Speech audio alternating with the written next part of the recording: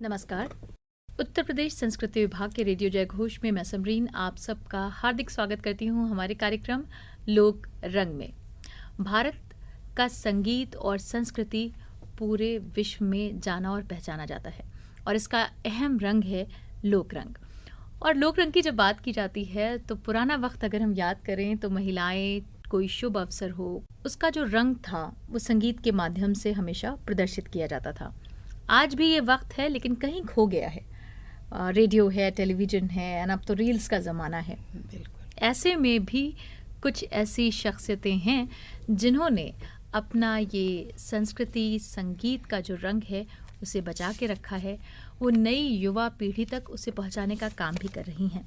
हमारे साथ स्टूडियो में मौजूद हैं मधु श्रीवास्तव जी। बहुत बहुत स्वागत। नमस्कार। सबसे पहले मधु जी आपसे जानना चाहेंगे कैसे परिचय हुआ संगीत से और लोकगीत कैसे दिल को भाए? देखिए, संगीत से परिचय तो आप कह सकते हैं बाय बर्थ होता जी। है ना। तो मेरा परिचय ऐसे हुआ कि मैं जब 10 साल की थी और एक मंदिर हमारे घर के पास था, तो वहाँ पर रामायण हो रही थी जी। और रामायण में चूँकि गाना होता है, गा गा के गाना बोलना होता है, जी। अर्थ नहीं मालूम कुछ भी, बट वहाँ जाकर गाते थे, बहुत अच्छा लगता था। इस तरह संगीत से जुड़ना शुरू किया और जैसे जैसे बड़े हुए थोड़ा, तो बस रुझान होता चला गया। और मतलब जैसे आप कह सकते हैं कि शादी के काफ़ी साल बाद मैंने संगीत को अपना एक कह सकते हैं करियर के तौर पे। कैरियर तो नहीं कहूँगी, शौक है।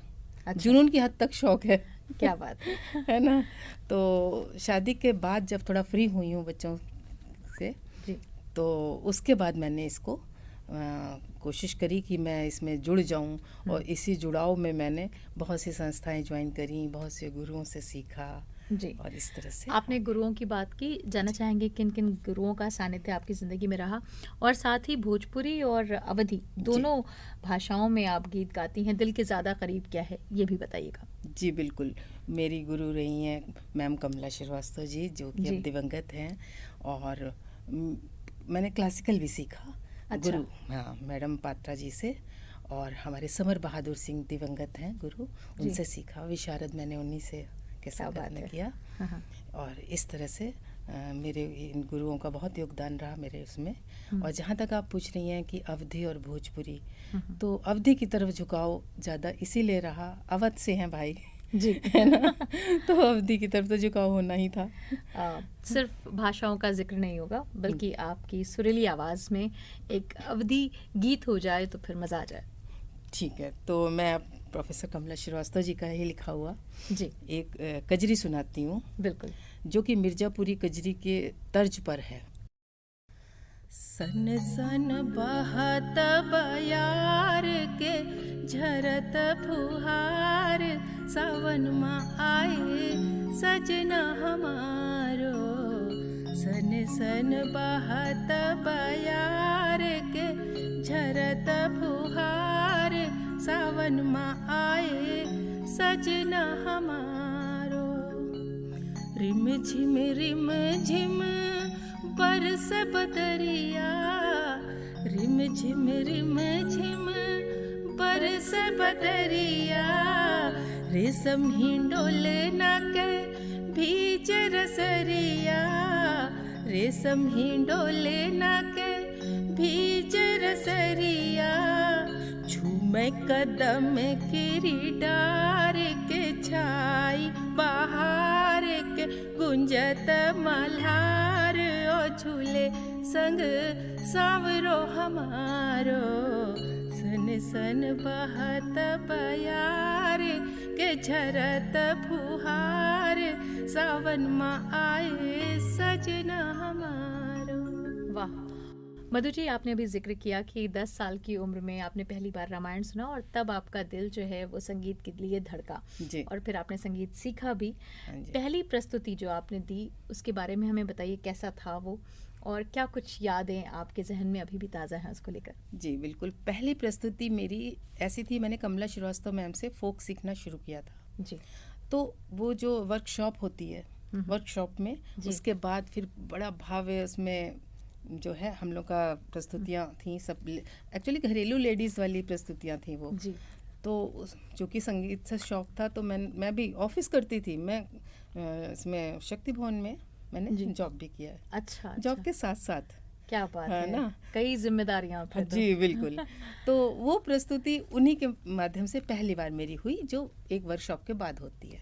अच्छा। तो बहुत अच्छा लगा। हाँ। मैंने कहा अरे वाह! और कमला मैम ने मुझसे एक बात बोली जी। कि मधु आपकी आवाज़ तो अच्छी है, आप सोलो भी गाया करो। तो मुझे लगा हाँ, गाना चाहिए मुझको। हाँ। फिर वो बहुत प्रोत्साहित भी बहुत करती थी। प्रोत्साहित करती थी, बहुत प्रोत्साहित। मेरी एक मुलाकात उनसे थी जिसमें मैंने मना किया, नहीं कमला दीदी मैं नहीं गा पाती हूँ। हाँ। तो उन्होंने कहा अच्छा मैं गा रही हूँ, मेरे साथ गुनगुनाओ।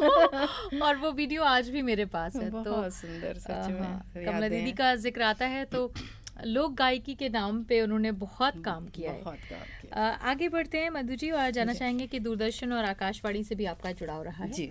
कैसा एक्सपीरियंस रहा और किस तरह से इस राह पे आपकी शुरुआत हुई? हाँ जी, इस राह पर वही है कि मैंने फ़ोक सीखना जब शुरू किया और गुरुओं ने मुझसे कहा कि आप आकाशवाणी में एज ए सिंगर जी। अप्रूव किया जाता है, एग्ज़ाम होता है। मुझे तो जी। कुछ नहीं मालूम था। हाँ, हाँ। तो वो मैंने भरा, उसमें जब भी निकला और ऑडिशन पास किया तो लोक जी। गायिका एज ए अप्रूव हो गई। फिर अरे मेरी वाह! रिकॉर्डिंग्स होने लगी। रिकॉर्डिंग करते करते थोड़ा कॉन्फिडेंस बढ़ने लगा। तो बस इसी तरह सिलसिला चल निकला। आप एक कनेक्शन वर्ल्ड वाइड से भी जुड़ी हुई हैं, जी एक हाँ, संस्था जी हाँ, है। बिल्कुल। इसका क्या मोटिव है और क्या पर्पस है, इसके बारे में हमें बताइए। हाँ, लखनऊ कनेक्शन वर्ल्ड वाइड हमारा इस समय 62,000 लोगों का ग्रुप है, जो अच्छा। कि पूरे वर्ल्ड में हैं, फैले हुए हैं लोग। उसका मेन हमारे जो इसके संस्थापक हैं सुनील मिश्रा जी, जी। उनका एक 2020 में जब कोरोना काल आया था तो उनका एक वो था कि भाई लखनऊ वाले सब बिखरे हैं, कोई किसी से मिल नहीं पा रहा है, तो हम जोड़ें एक मंच जी। पर। जी। इस तरह से उन्होंने इसको शुरू किया और आज देखते देखते देखते देखते ये 62,000 लोगों का ग्रुप हो गया है। और क्या इसका बात है। मेन पर्पज़ यही है कि एक परिवार की तरह सबको जोड़े, लखनऊ वालों को, चाहे वो कनाडा में रह रहे हों, चाहे वो ऑस्ट्रेलिया में रह रहे हैं, चाहे अमेरिका में कहीं रह रहे हों। और हम लोग लखनऊ वाले ये इवन यूपी के बाहर भी चले जाते हैं, हम लोग के बिल्कुल। बच्चे वगैरह तो चले ही गए हैं। तो उन सबको एक जुड़ाव लखनऊ से हो, लखनऊ की तहजीब संस्कृति को लेके हम लोग आगे बढ़ें। और जी। इसी को लेते हुए हमने एक बुलौआ कार्यक्रम शुरू किया है, अच्छा। जिसको कि मैं ऑर्गेनाइज करती हूँ।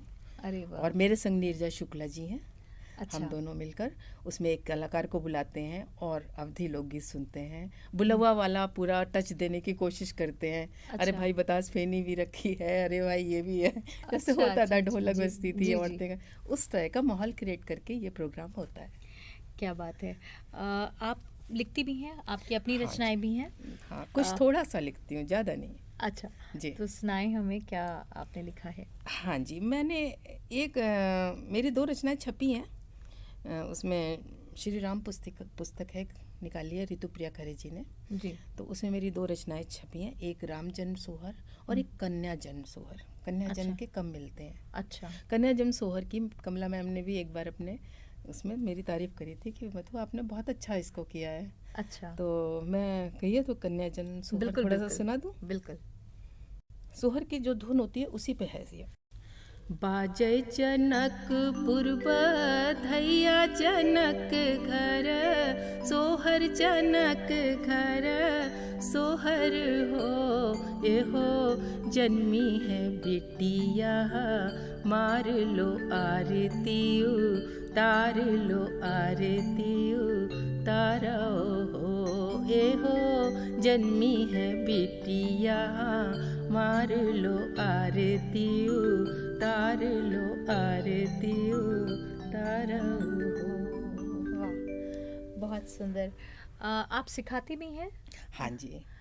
तो आपको क्या लगता है कि जो युवा हैं उनका कितना हद तक इंटरेस्ट है लोक रंग में या लोकगीत में, लोक संगीत में?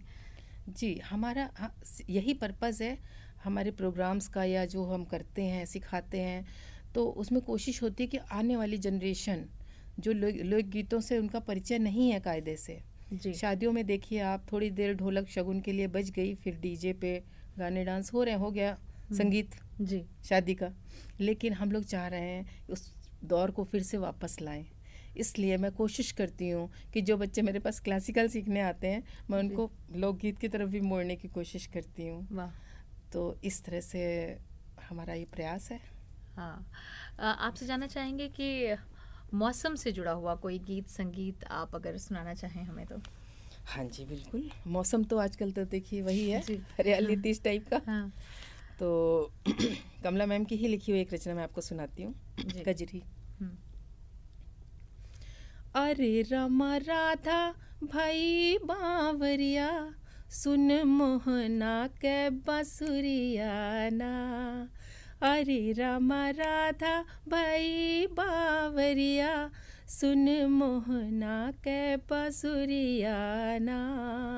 भीजत भीजत दौड़ी आई, सुन कान्हा के मुरलिया ना। भीजत भीजत दौड़ी आई, सुन कान्हा के मुरलिया ना।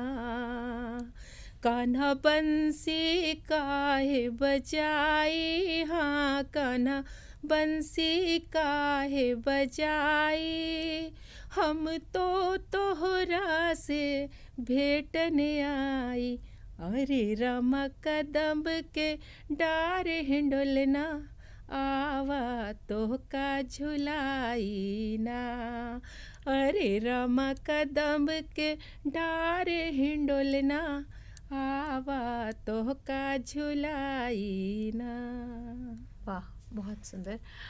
अगर आप सीखना चाहते हैं जी। लोकगीत और लोक संगीत तो उसके लिए मेरे ख्याल से ये भी ज़रूरी है कि आप उस ज़बान से वाकिफ़ हों, आपको वो भाषा आती हो। बिल्कुल। आप तो बहुत वेल वर्स्ड लग रही हैं, लेकिन जो नए युवा हैं या फिर बच्चे हैं उनको अगर आप बात करें कि सिखाने के लिए तो किस तरह से उनको सिखाई जा सकती है, क्योंकि भाषा नहीं है अब ये बिल्कुल आप ये सही कहीं कह रहे खोती हैं। जा रही है, तो इसके देखिए लिए क्या कहना देखिए चाहेंगे आप? संगीत ऐसी चीज़ है, आप किसी भी भाषा में गा सकते हो, ऐसा जी। कुछ नहीं है। हम्म, मैंने एक बंगाली सॉन्ग सीखा था मैडम पात्रा से। मुझे अच्छा। बंगाली नहीं आती है, हाँ हाँ हाँ। लेकिन मैंने सीखा था। अरे वाह, और गीत संगीत की बात हो रही है तो फिर भाषा आप कह रही हैं बाधा नहीं हो बाधा सकती। नहीं हो सकती है हम्म, ना। हम्म। उसमें मैंने फर्स्ट प्राइज जीता था बंगाली क्लब में। क्या बात है? रियली। अच्छा, तो फिर बंगाली भी सुनते हैं अधूरा लगेगा। चलिए 2 लाइन सुना देती हूँ जितना बिल्कुल। याद है मुझे। जी। माँ माँ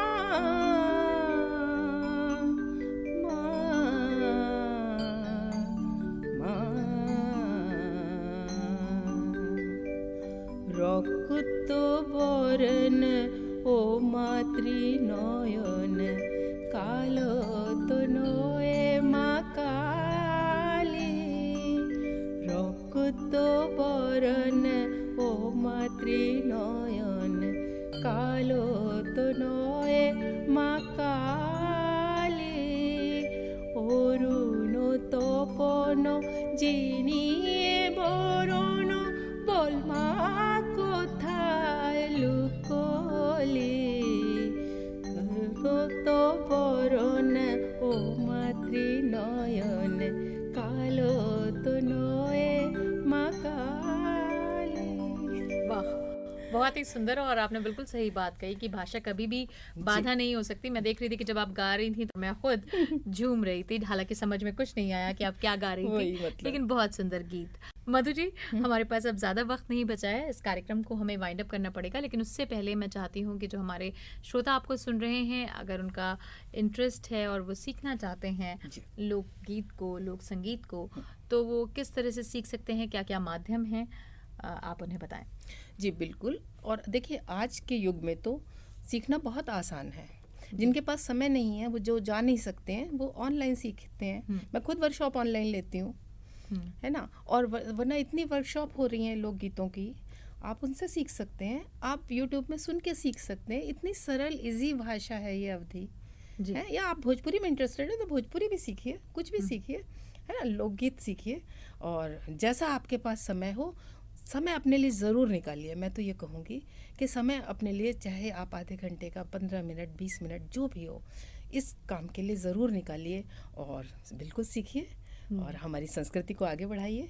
बिल्कुल।